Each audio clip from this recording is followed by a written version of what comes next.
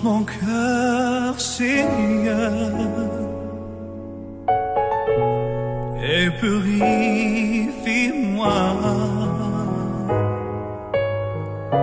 Change mon cœur, Seigneur,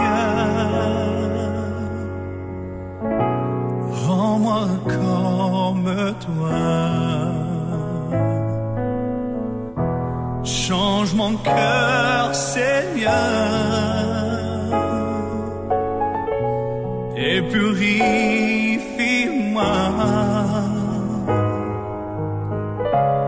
Change mon cœur, Seigneur, rends-moi comme toi. Jésus, tu es le portier, je suis l'argile. Brise-moi, façonne-moi, oui, c'est mon désir. Change mon cœur, Seigneur, et purifie-moi. Change mon cœur, Seigneur,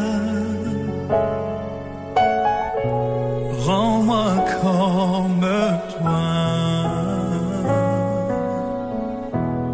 Change mon cœur, Seigneur, et purifie-moi.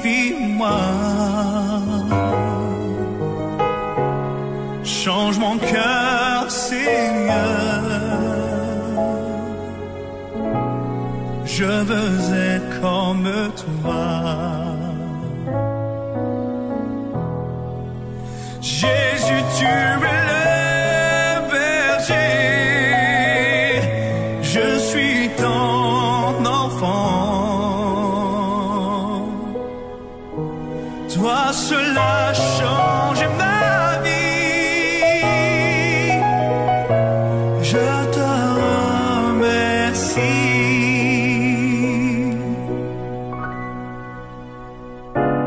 Mon désir est de t'adorer, Seigneur.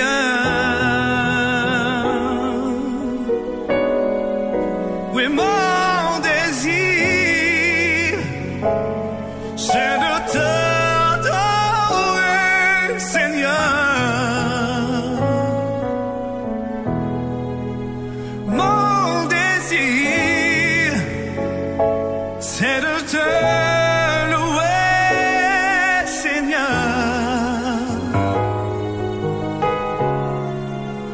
Mon désir,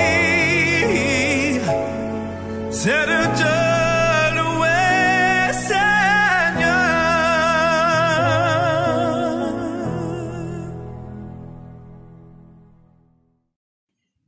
Mes chers amis, bonsoir, bienvenue à ce temps de prière en ce vendredi 7 octobre. Le psaume 16, les versets 7 et 8 nous dit « Je bénis le Seigneur qui me conseille, même la nuit, mon cœur m'avertit. Je garde le Seigneur devant moi sans relâche. Il est à ma droite et je suis inébranlable. » Maintenant, nous allons confesser nos péchés et dans la présence du Dieu Tout-Puissant, d'un cœur docile et pénitent, nous allons nous tourner vers le trône de notre Seigneur pour lui confesser tous nos péchés, tout ce que nous avons fait contre sa volonté. Dieu de miséricorde, nous confessons que nous avons péché contre toi, en pensée, en parole et en acte, par ce que nous avons fait, ce que nous avons omis de faire. Nous ne l'avons pas aimé de tout notre cœur, nous n'avons pas aimé notre prochain comme nous-mêmes. Nous regrettons sincèrement ces fautes. Humblement, nous nous en repentons. L'amour de ton Fils, Jésus-Christ, prends pitié de nous et pardonne-nous, Alors ta volonté fera notre joie et nous pourrons marcher dans tes chemins pour la gloire de ton nom. Amen. Que le grand Dieu, le Dieu Tout-Puissant, vous fasse miséricorde, qui vous pardonne tous vos péchés par Jésus-Christ notre Seigneur, et qui vous affermisse en tout bien, et par la puissance de l'Esprit Saint, qui vous garde pour la vie éternelle. Amen. Joie et lumière de la gloire éternelle du Père, le Très-Haut, le Très-Saint. Ô Jésus-Christ, parvenu à la fin de ce jour, contemplant cette clarté dans le soir, nous chantons le Père, le Fils et le Saint-Esprit de Dieu. Oui, tu es digne d'être chanté dans tous les temps par les voix sanctifiées. Fils de Dieu qui donne vie, tout l'univers te rend gloire. Gloire au Père et au Fils et au Saint-Esprit, pour les siècles et les siècles. Amen. Nous allons maintenant prier avant d'écouter les lectures. Prions le Seigneur. Seigneur grand Dieu Tout-Puissant, nous voici réunis, Seigneur, ce soir, afin que nous puissions t'écouter, toi, notre grand Dieu, à travers ta parole. Cette même parole qui est toujours une lampe à nos pieds, une lumière sur notre sentier. Oui, Seigneur, donne-nous la sagesse, donne-nous l'intelligence qui vient de toi, afin que nous puissions mieux discerner cette parole que tu nous donnes ce soir, et aussi que nous puissions la mettre en pratique dans notre vie de tous les jours. Oui, Père Tout-Puissant, nous te prions dans le bon nom de ton Fils Jésus-Christ. À lui soit la gloire pour les siècles et les siècles. Amen.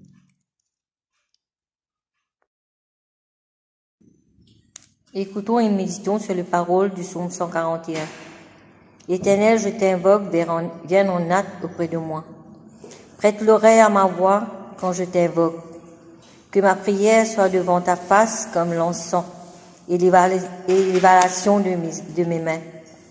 Comme l'offrande du soir, Éternel, mets une garde à ma bouche.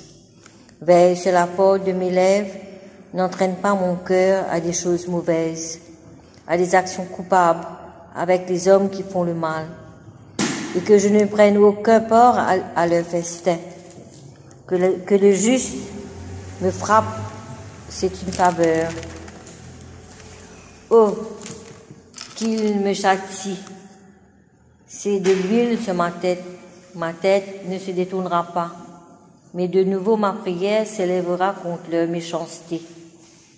Que le juge soit précipité le long des rochers, et l'on écoutera mes paroles, car elles sont agréables comme quand on laboure et qu'on fend la terre. Ainsi, les eaux sont dispersées à l'entrée du séjour des morts. C'est vers toi, l'Éternel Seigneur, que je tourne mes yeux. C'est auprès de toi que je cherche mon refuge. N'abandonne pas mon âme. Garantis-moi du piège qui me tend des embûches de ceux qui me font le mal. Car les méchants tombent dans leur filet et que j'échappe en même temps. Le psaume 143, le verset 1 à 11. Éternel, écoute ma prière, prête l'oreille à mes supplications. Exauce-moi dans ta fidélité, de ta justice. N'entre pas en jugement avec ton serviteur, car aucun vivant n'est juste devant toi. L'ennemi poursuit mon âme, il foule à terre ma vie. Il me fait habiter dans les ténèbres, comme ceux qui sont morts depuis longtemps. Mon esprit est abattu au-dedans de moi. Mon cœur est troublé dans mon sein. Je me souviens des jours d'autrefois. Je médite sur toutes les œuvres. Je réfléchis sur l'ouvrage de mes mains. J'entends mes mains vers toi, mon âme soupire après toi, comme une terre desséchée. Hâte-toi de m'exaucer, ô l'Éternel. Mon esprit se consume. Ne me cache pas ta face. Je serai semblable à ceux qui descendent de la fosse. Fais-moi dès le matin entendre ta bonté, car je me confie en toi. Fais-moi connaître le chemin où je dois marcher, car j'élève à toi mon âme. Délivre-moi des ennemis, ô Éternel. Après de toi, je recherche un refuge. Enseigne-moi à faire ta volonté, car tu es mon Dieu. Que ton esprit me conduise sur ta voie droite, à cause de ton nom l'Éternel. Rends-moi la vie dans ta justice. Retire mon âme de la détresse. Gloire soit au Père, au Fils et au Saint-Esprit, comme il était au commencement, comme il est maintenant, comme le sera éternellement. Amen.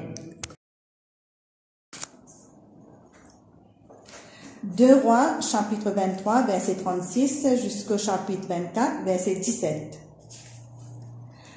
Joachim avait 25 ans lorsqu'il devint roi. Il régna 11 ans à Jérusalem. Sa mère s'appelait Zébouda, et elle était fille de Pédaïa de Rouma. Joachim fit ce qui déplaît au Seigneur, tout comme ses ancêtres. C'est pendant son règne que Nabuchodonosor, roi de Babylone, envahit le pays de Juda. Joachim dut se soumettre à lui. Mais au bout de 3 ans, il se révolta. Alors le Seigneur envoya contre Joachim des bandes de pillards babyloniens, syriens, moabites et ammonites, qui dévastèrent le royaume de Juda, conformément à ce que les prophètes avaient annoncé de la part du Seigneur. Ce fut le Seigneur qui provoqua ces malheurs dans le royaume de Juda, parce qu'il ne voulait plus le voir devant lui. En effet, le roi Manassé avait tellement péché, il avait fait mourir de si nombreuses personnes innocentes et avait rempli la ville de Jérusalem de tant de crimes que le Seigneur ne voulut plus rien pardonner. Tout le reste de l'histoire de Joachim est contenu dans le livre intitulé « Actes des rois de Juda ». Lorsque Joachim mourut, ce fut son fils Joachim qui lui succéda. Quant au roi d'Égypte, il n'osa plus sortir de son pays, car le roi de Babylone s'était emparé de tous les territoires précédemment soumis à la domination égyptienne, entre la frontière nord de l'Égypte et l'Euphrate, le fleuve de Babylone. Joachim avait 18 ans lorsqu'il devint roi. Il ne régna que 3 mois à Jérusalem. Sa mère s'appelait Néhushta et elle était la fille d'Elnathan de Jérusalem. Joachim fit ce qui déplaît au Seigneur, tout comme son père. À cette époque-là, l'armée babylonienne, commandée par les officiers du roi Nabuchodonosor, vint assiéger Jérusalem. Pendant le siège, Nabuchodonosor vint lui-même sur place. Alors le roi Joachim sortit de la ville avec sa mère, ses officiers, ses hauts fonctionnaires et ses hommes de confiance, et il se rendit au roi de Babylone. Celui-ci les fit prisonniers. C'était la 8e année du règne de Nabuchodonosor. Conformément à ce que le Seigneur avait annoncé, Nabuchodonosor emporta tous les trésors du temple et du palais, et mit en pièces tous les ustensiles d'or que le roi Salomon avait fait fabriquer pour le culte du temple. Il déporta la population de Jérusalem, les hauts fonctionnaires, les personnages importants, en tout 10 000 personnes, sans compter les artisans et les serruriers. Il ne laissa sur place que les habitants les plus pauvres. Il déporta à Babylone le roi Joachim, sa mère, ses épouses et ses hommes de confiance avec les chefs de Juda. Il emmena donc à Babylone tous les personnages importants, soit 7 000 hommes, ainsi que les artisans et serruriers, soit 1 000 hommes, car tous ces gens étaient aptes au service militaire. Ensuite, Nabuchodonosor désigna Mattania, oncle de Joachim, comme roi et changea son nom en Sédécias. Ici prend fin la lecture.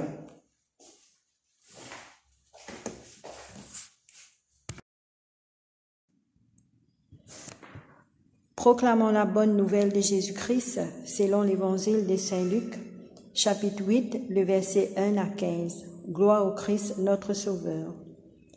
Ensuite, Jésus allait en ville, de ville en ville et de village en village, prêchant et annonçant la bonne nouvelle du royaume de Dieu. Les 12 étaient avec lui, et quelques femmes qui avaient été guéries d'esprits malins et des maladies. Marie, dite de Magdala, de laquelle étaient sortis 7 démons.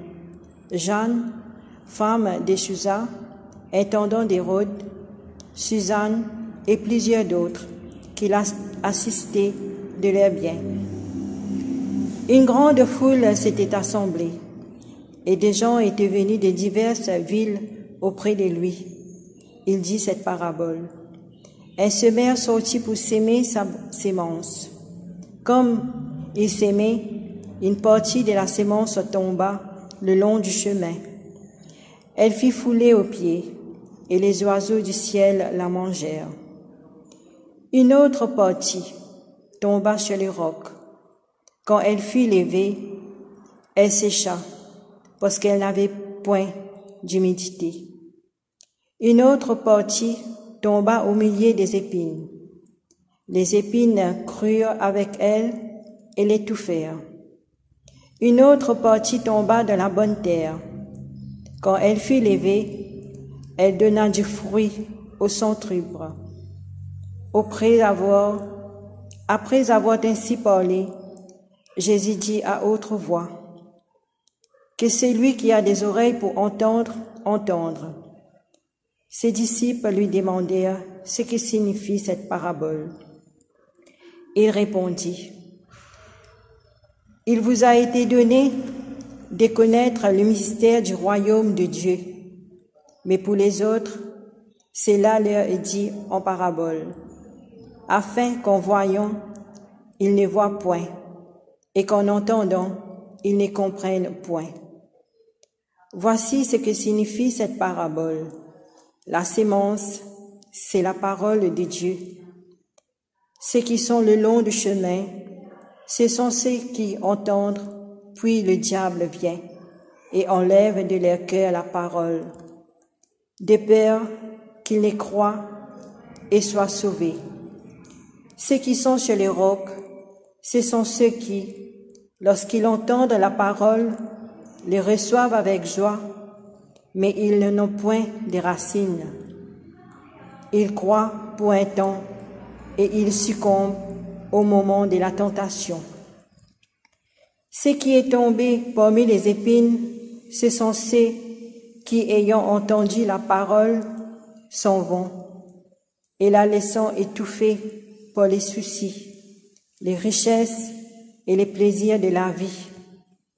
Et ils ne portent point de fruits qui vient de la maturité. Ce qui est tombé dans la bonne terre, ce sont ceux qui, ayant entendu la parole avec un cœur honnête et bon, la retiennent et portent du fruit avec persévérance. Évangile du Christ, louange de cœur.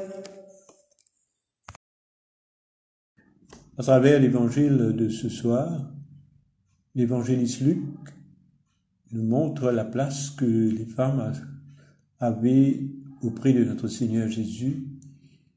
Et un peu plus loin, nous pouvons voir que notre Seigneur Jésus enseignait une grande foule qui était assemblée autour de lui.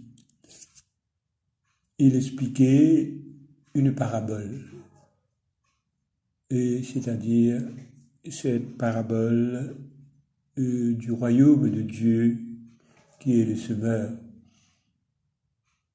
Premièrement, nous pouvons constater que le Christ était très différent des autres maîtres de son temps, c'est-à-dire sa façon d'enseigner, aussi la manière qu'il accueillait toutes les personnes. Jésus avait donc comme disciples les hommes, aussi bien comme les femmes. Et les femmes suivaient Jésus dans ses déplacements et le soutenez dans sa mission, notamment par les dons matériels. Ce qu'elles ont fait pour Jésus est mentionné à la suite de ce que lui a d'abord fait pour elles. En d'autres mots, c'était un signe de reconnaissance qu'elles avaient pour le Seigneur. Deuxièmement, Jésus raconte une des paraboles du royaume de Dieu. Alors, comme je vous ai dit au départ, c'est cette parabole du semeur. Et aussi, il donne son explication. Alors, nous voyons qu'il y a trois choses qui emmènent la stérilité du terrain. C'est-à-dire où les semences ne vont pas prendre facilement ou va mourir. Alors, premièrement, ce sont les oiseaux, c'est-à-dire les figures du diable. Deuxièmement, c'est la pierre, image ici d'un cœur vraiment aride, vraiment dur, impénétrable à toute action profonde et durable. Et troisièmement, les épines, c'est-à-dire les épines représentent les choses du monde, et les préoccupations, les richesses, les plaisirs qui vraiment sont en train d'arriver. Des personnes qui reçoivent la parole. Alors, cependant, les terrains doivent d'abord être labourés avant de semer. C'est-à-dire que, quand on parle de labourer, c'est-à-dire que c'est vraiment quelque chose de difficile, qui prend beaucoup de temps. C'est une opération qui demande beaucoup d'efforts. Alors, qu'est-ce qui se passe quand on laboure le terrain, c'est-à-dire la terre même, le sol est brisé. On doit briser le sol, remuer, retourner, ainsi comme si que la semence vraiment va pénétrer et germer en ce moment dans cette terre. Alors, cette opération qui est de labourer, c'est ainsi que notre Dieu opère souvent dans la vie des personnes, que ce soit par les circonstances de la vie ou des épreuves qui se présentent dans la vie de ceux qui vont recevoir la parole. Mais ce travail ne se fait pas dans les trois premiers terrains. Il est inutile de labourer dans un chemin qui est continuellement fréquenté et piétiné. Et c'est aussi une chose impossible de semer sur les rochers. Quant aux épines, un défriçage est d'abord nécessaire et les racines du monde dans un cœur sont souvent enfoncées profondément. Alors des fois aussi, nous voyons que les épines, ça pousse ensemble avec la bonne plante. Entendre la parole caractérise toutes les terres, bonnes ou mauvaises. La retenir et porter du fruit avec patience vient uniquement de la bonne terre.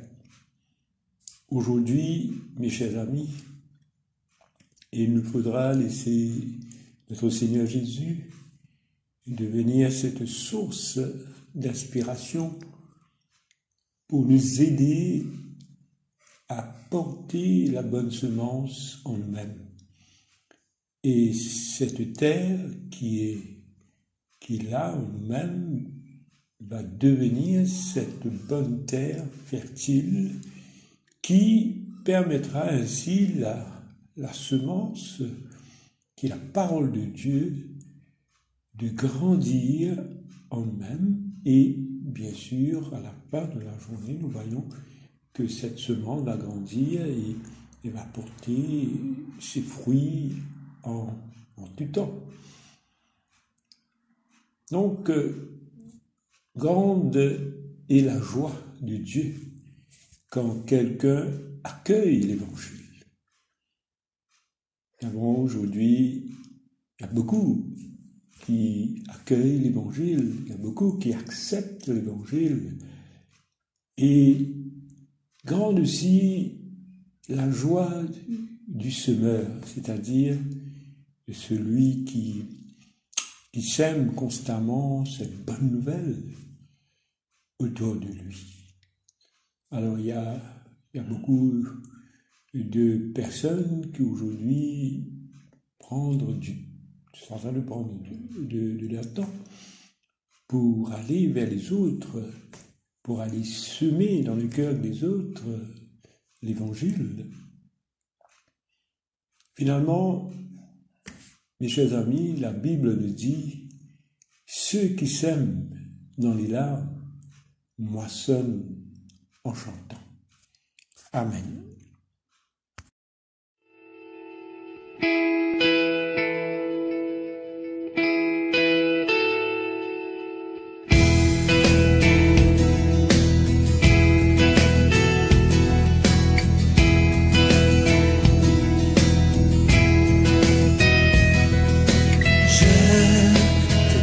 Mon cœur,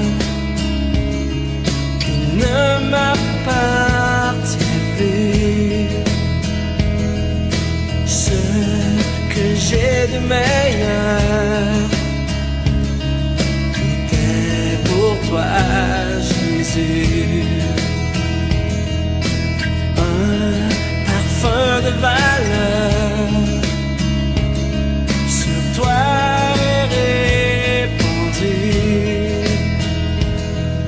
C'est l'offrande de mon cœur. Je suis à toi, Jésus. Prends mon âme, prends mon cœur, je te donne tout. Prends ma vie, me voici, je te donne tout.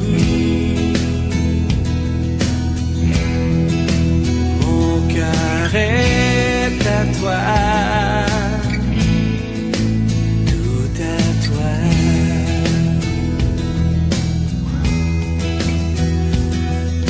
Je te donne mon cœur, il ne m'appartient plus. Seul que j'ai de meilleur, pour toi, Jésus. Prends mon âme, prends mon cœur, je te donne tout. Prends ma vie, me voici, je te donne tout. Mon cœur est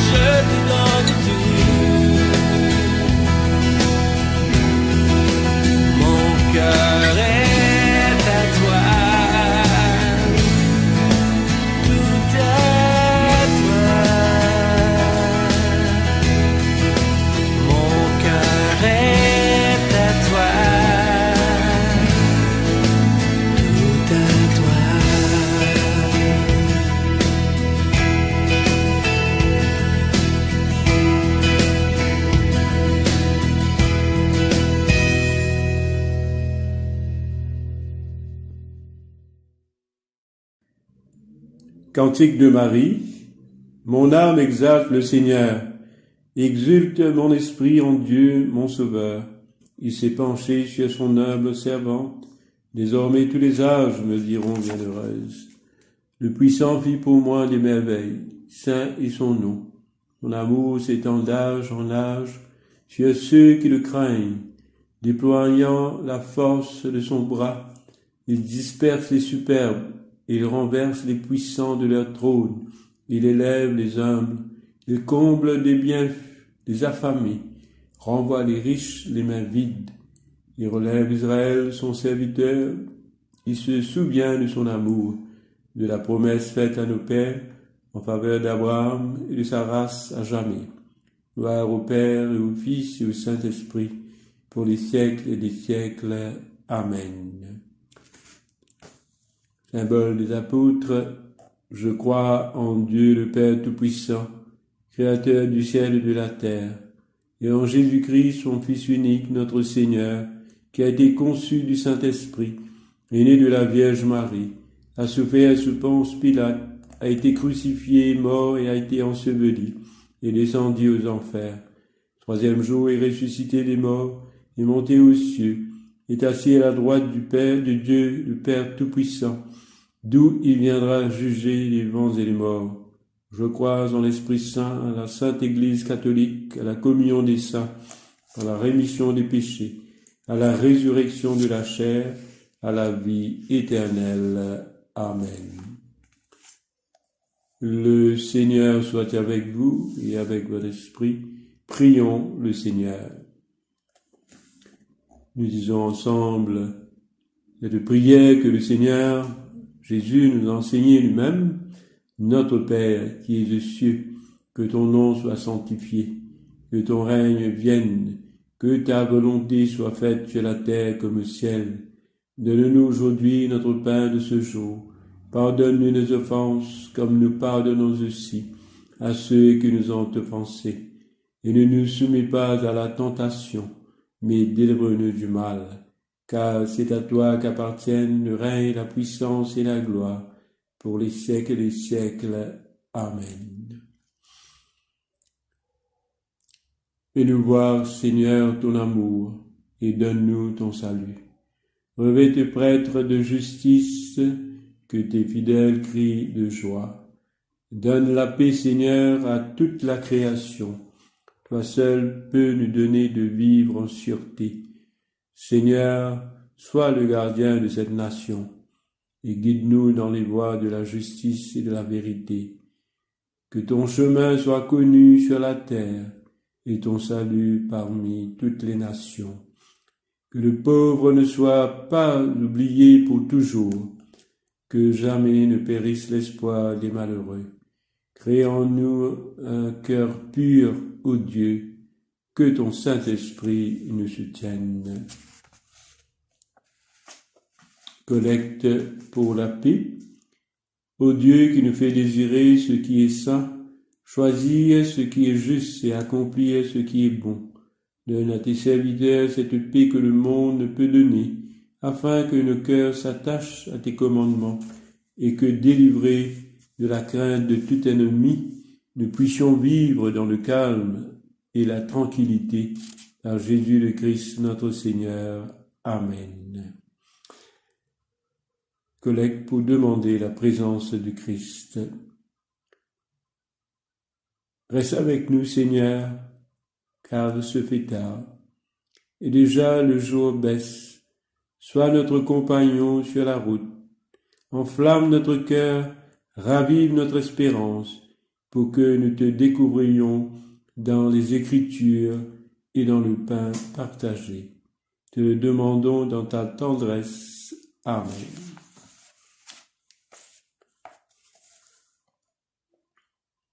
Nous allons rendre grâce maintenant au Seigneur, nous allons lui dire merci.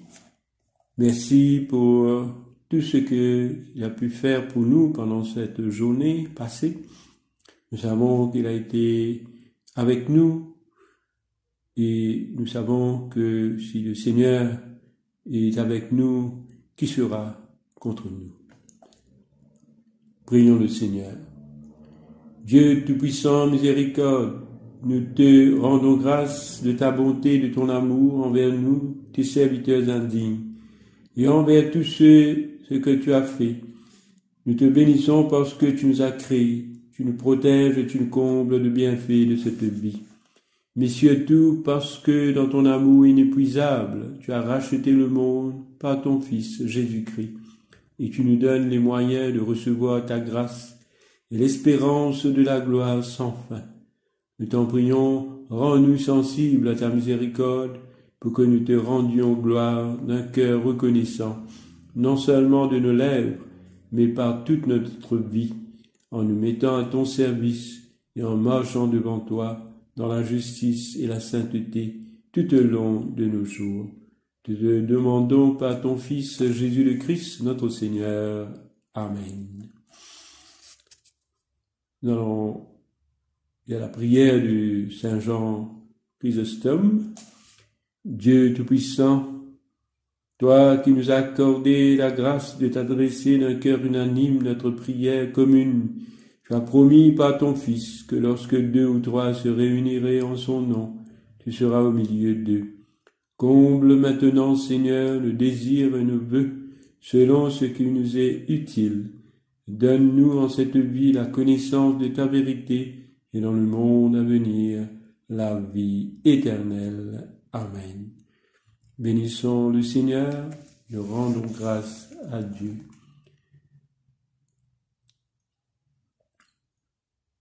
Nous allons dire maintenant la grâce ensemble, la grâce de Jésus-Christ notre Seigneur, l'amour de Dieu le Père et la communion de l'Esprit Saint soient toujours avec nous.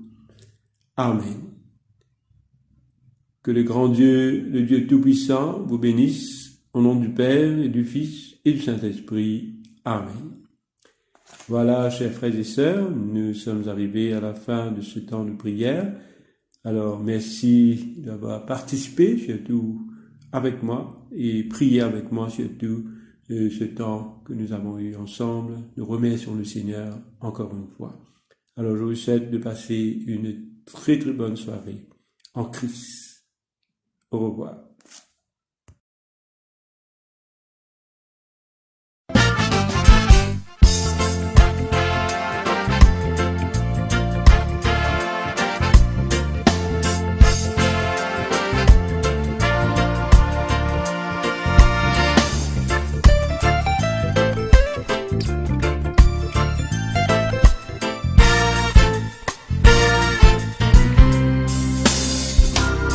Joyeux, bénissons le Seigneur,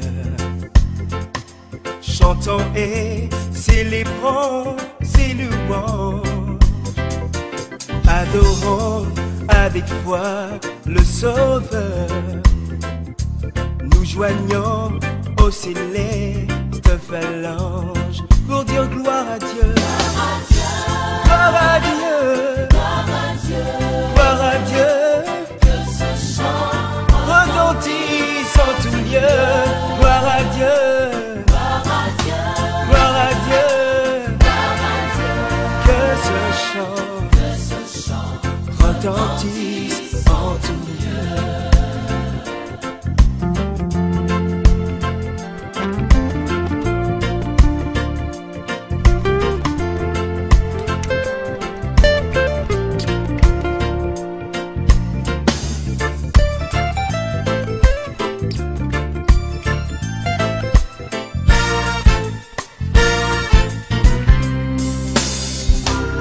Châtiment qui produit la paix, Jésus-Christ l'a subi pour mon âme.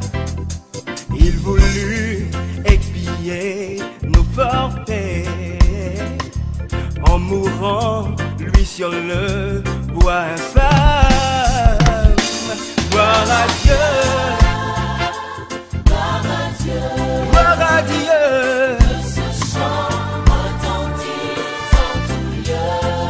Mon sauveur, gloire à Dieu, gloire à mon appui, oh, que ce chant retentisse en tout lieu.